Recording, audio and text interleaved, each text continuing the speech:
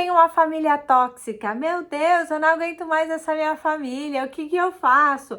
Eu acho que eu vivo um relacionamento narcisista.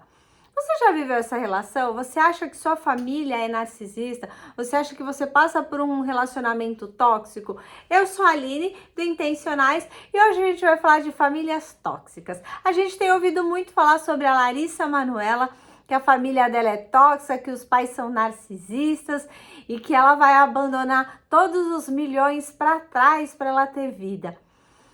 E se você já passou por isso, ó, deixa aqui nos comentários, curte, compartilha, se inscreve no canal. Gente, me ajuda, se inscreve no canal, porque assim a gente alcança mais pessoas. E hoje a gente vai falar de um tema super importante, que tá super em alta, que é o narcisismo. Então, vem com a gente.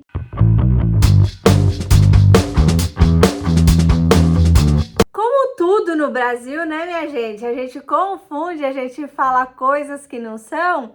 Um relacionamento narcisista é algo muito complicado. A gente está falando aí de um transtorno de personalidade narcisista. Quando um pai ou uma mãe é narcisista, nós estamos falando de um transtorno. É um problema psiquiátrico, é um problema psicológico. A psicanálise, ela declara que esse transtorno de personalidade, ele vem de várias maneiras, mas ele só é caracterizado na fase adulta. Mas a gente está falando de algo real. Quando às vezes a gente tem um pai muito controlador, que nem me perguntaram, os coléricos tendem a ser mais narcisistas? Não, porque não tem nada a ver uma coisa com a outra. Então eu vou explicar um pouquinho aqui, depois a gente vai falar um pouquinho da Larissa Manoela, tá bom? O que é o egoísmo? O egoísmo é o quê? A pessoa olhar só para dentro de si, como a gente brinca, só olha pro seu umbigão e é isso. É uma pessoa egocêntrica que ela está no centro de tudo. Ela quer estar no centro de tudo. Isso é normal. As crianças normalmente, quando pequenas, são muito egocêntricas, né? Elas querem toda a atenção de toda a família. Quando não tem, elas se jogam no chão e por aí vai. Isso é normal e natural do ser humano. Tá bom, gente? Então, o egocentrismo é uma coisa natural. Com o partir do tempo, com as crianças crescendo, se tornando adolescente, isso tende a mudar. Mas existem algumas pessoas que não, né? Que elas tendem a ser mais egoístas mesmo. E tá tudo bem, a gente precisa aprender a educar os nossos filhos para que eles sejam pessoas que saibam compartilhar. A gente tem protegido demais e talvez numa proteção a gente se tornou pais muito protetores e a gente tem problema. Mas no frigir dos ovos, o egocentrismo é algo natural que com o tempo eles vão aprendendo. Ah, tá aí o narcisismo. O narcisismo, ele é um desvio de caráter, ele é um transtorno de personalidade. Normalmente o narcisista, ele também é egocêntrico, ele também só quer a atenção toda virada para ele.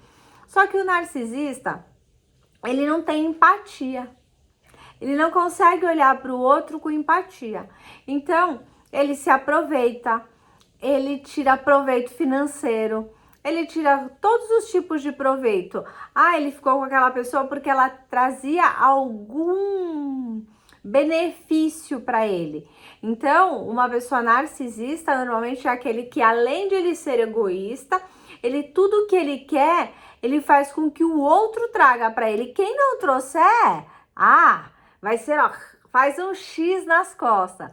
O narcisista patológico, ele normalmente tende a achar uma mina de ouro. Ele adora uma mina de ouro, né? Então ele investe, ele estuda aquela pessoa, ele pensa naquela pessoa para que ele possa recolher esses recursos, né? Para que ele tenha esse retorno. Ele obriga, com a manipulação dele, a pessoa a ficar dependente emocional. Então, normalmente, num relacionamento onde há um narcisista, há dependência emocional. E a dependência emocional, ela faz com que o narcisista vá enchendo o ego dele e a outra pessoa não consiga sair dessa relação.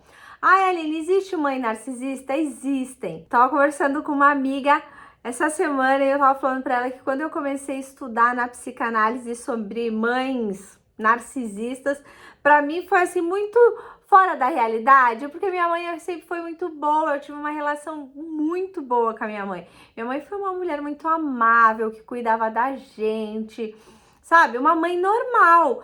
Então, quando eu comecei a estudar sobre mães narcisistas, é algo assim realmente muito fora da nossa caixinha, muito fora do padrão. Porque além de elas serem egoístas, ela trata o filho, a filha, ou como uma mina de ouro, alguém que possa trazer algum benefício muito interessante, ou como alguém muito desprezível. Ela tende a jogar todas as frustrações dela naquela pessoa e ela tende a fazer o da criança ou daquele filho um herói ou um bandido. Ou ela é a melhor ou ela é a pior pessoa. Às vezes, quando tem 2 filhos, é aquele tipo de mãe que coloca os filhos um contra o outro. Então, é bem complicado. Essa mulher narcisista, essa mãe narcisista, ela causa muito problema dentro da família, né? Porque ela coloca os pais contra os filhos. Isso acontece, mas isso assim é gradativo, não é assim, ó. Ontem ela era legal e hoje ela é boa. Não, ela sempre teve esses traços, né? Então a gente precisa observar. Ai, Aline, tem cura da mãe narcisista? Sim e não. Por quê? Porque assim, tudo que a gente procura cura é porque a gente entende que a gente tem um problema. A gente entende que a gente está errado, a gente entende que a gente precisa mudar. O narcisista, minha gente, ele não precisa mudar porque ele é perfeito. O mundo em volta dele que é imperfeito. As pessoas têm problema, ele não, ele é perfeito, ele é tudo de bom. Mas os outros estão errados. Então é muito difícil um narcisista buscar ajuda médica, psiquiátrica, psicológica, porque ele tá sempre certo. Ah, mas acontece? Acontece. O que que acontece? O narcisista, ele tem um desvio, né? Ele não tem empatia por ninguém, então tudo que as pessoas fazem pra ele é tipo assim, não faz mais do que obrigação, é o mínimo que você tinha que fazer por mim. Mas eles têm uma visão deles muito deturpada. Eles normalmente têm uma autoimagem muito ruim, por isso que eles falam deles com tanto vigor, porque eu sou lindo, porque eu sou maravilhoso, porque eu sou inteligente, porque eu faço, eu aconteço, eu pego geral. Por quê? Porque eles são tão diminuídos diante do olhar deles que eles precisam expressar isso. Então aí ele já tem um problema psicológico, porque o que ele olha no espelho não é o que ele vê. Ele já tem uma distorção visual de quem ele é. Muitas vezes eles acabam desencadeando uma depressão, uma ansiedade, um toque. Então, normalmente, o narcisista ele nunca procura ajuda pro narcisismo, para esse problema de ser melhor, de, sabe, de ferir, de abusar, de manipular, não. É sempre por uma outra vertente. É sempre por uma depressão, por uma ansiedade, por toque. E aí o psiquiatra, ou psicólogo, ou terapeuta, ele acaba identificando que ali existe uma personalidade narcisista e ele tenta ajudar. Normalmente, o que o narcisista faz? Pula de médico em médico, pula de igreja em igreja, pula de trabalho em trabalho.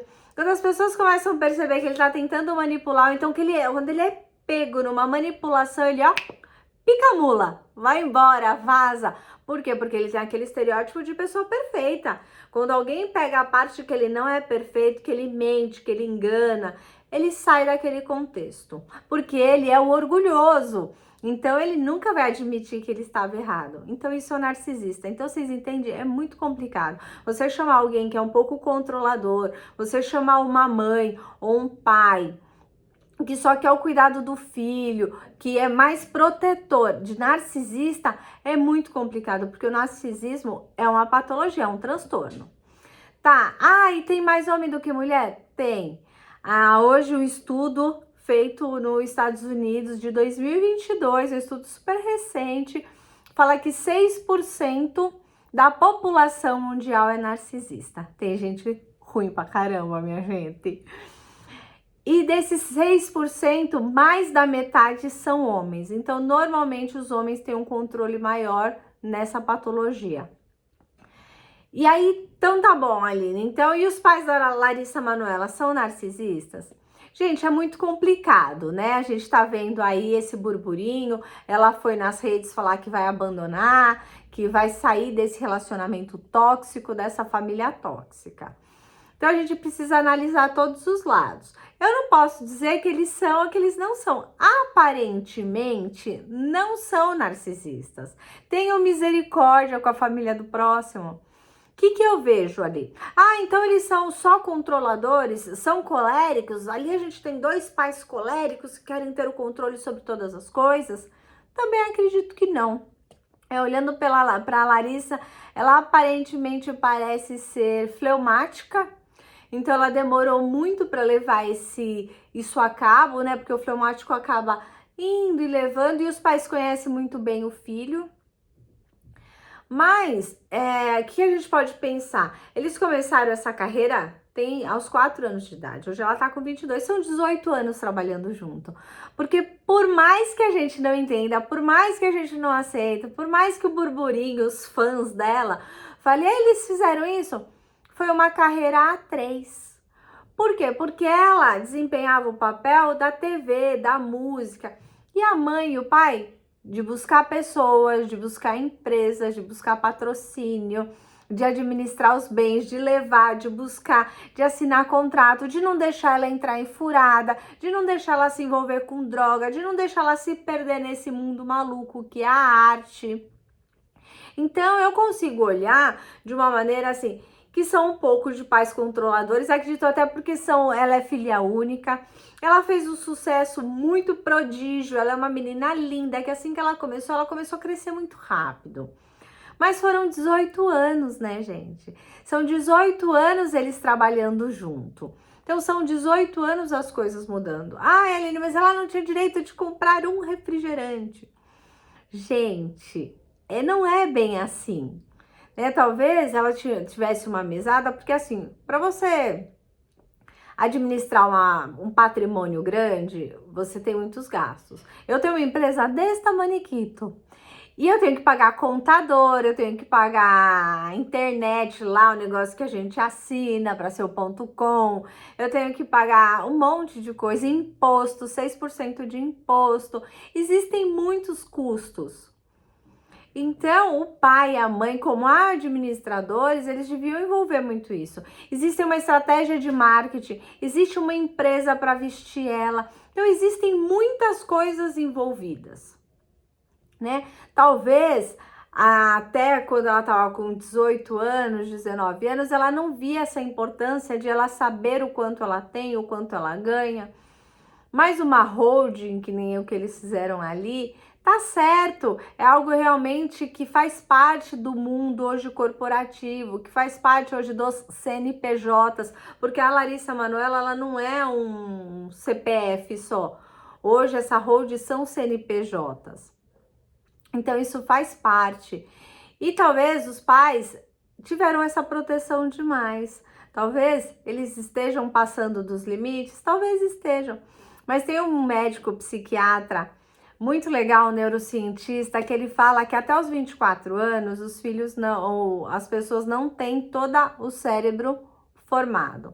A parte de cognição, tudo, falta algumas coisas para serem formados. Então até ali é importante eles terem um mentor, uma pessoa que cuida, alguém que se preocupa por esse caminho. Talvez ela não teria chegado onde ela chegou, ela não teria uma carreira tão longa se ela não tivesse pessoas tanto tempo cuidando dela.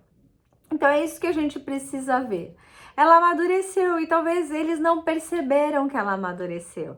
Ela cresceu, né? Se tornou uma mulher e talvez eles não perceberam.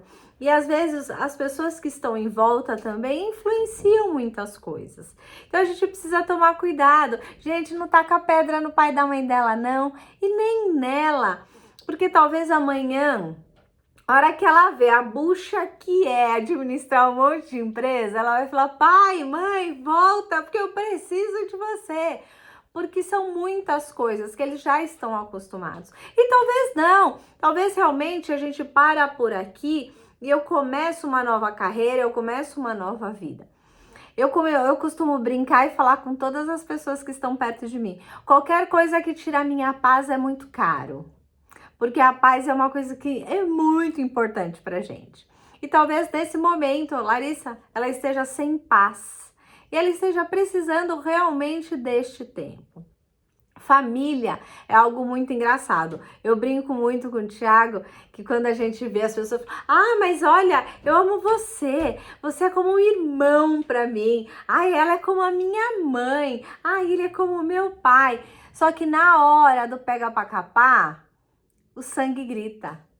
Se amanhã as coisas acontecerem, ela se separar, ela for roubada por um empresário, sabe o que a mãe e o pai vai fazer? Vai lá defender, porque o sangue grita.